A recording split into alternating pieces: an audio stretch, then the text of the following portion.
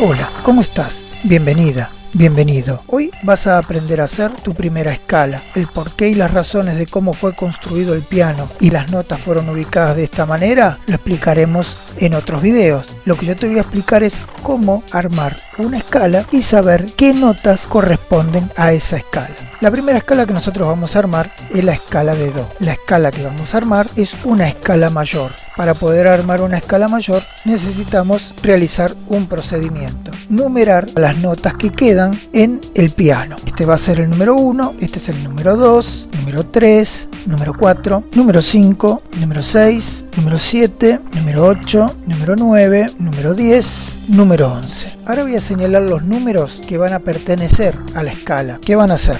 El número 2, el número 4, el número 5, el número 7, el número 9 y el número 11. Esos son los números con los cuales yo voy a armar los grados de la escala. Acá el nombre que ya tenemos, que es Do. Entonces ahora vamos a redondear el 2, el 4, el 5, el 7, el 9 y el 11. Y a continuación voy a poner los nombres que le corresponde a cada una. Solamente aquellos que pude redondear.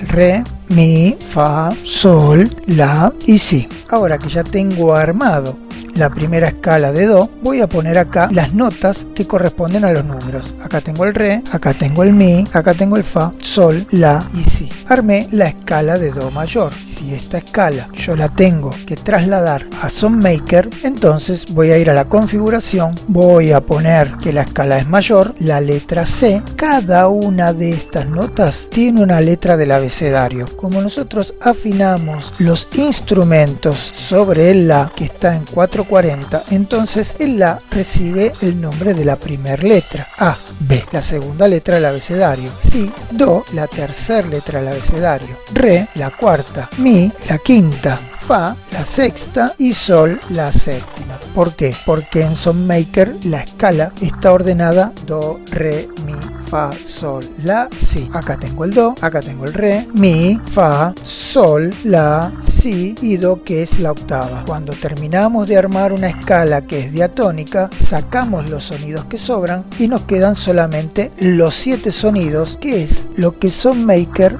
hace automáticamente. Nos deja las 7 notas de la escala.